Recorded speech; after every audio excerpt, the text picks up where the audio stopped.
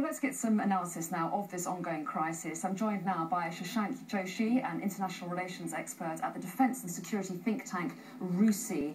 Good evening to you. A little bit of a snapshot there from the Tunisian-Libyan border of the continuing volatility of this situation.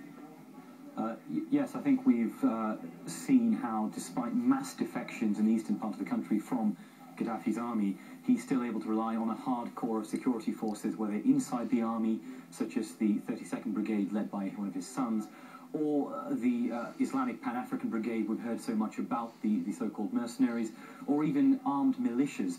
And in the coming days, he's now threatened to arm tribesmen and his other supporters, so we may see an expansion of the range of military options open to Gaddafi. Well, that's right. He's talked about opening up his arsenals, handing out these weapons to his supporters. But from his point of view, how much of a risky strategy is that, handing out arms? Who does he know? How does he know that the people he's giving them to are on his side? I think those groups most prone to defect from his rule have already done so. And at this point, it's worth bearing in mind just how close to the brink he is.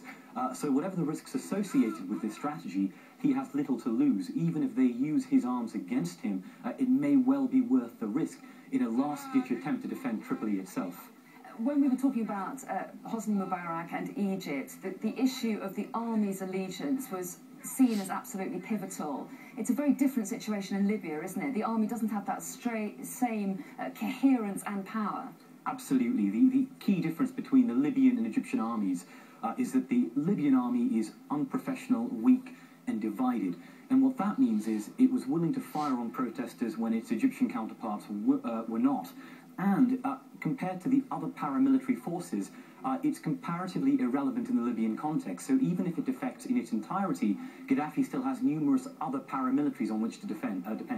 So clearly, Colonel Gaddafi trying to cling on to power. What could the West do? What could the outside world do to try to topple him? How could they speed up the process?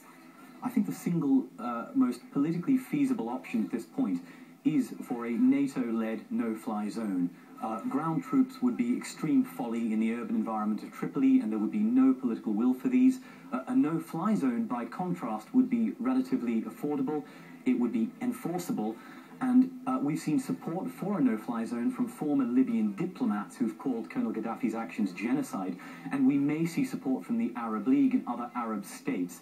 So it may be the only option left at this stage to limit Colonel Gaddafi's options. The hope being, of course, a no-fly zone would stop him firing on his own people from the air. And also provide some space for the protests to consolidate their positions in the northeast. Shashank, thank you very much for that.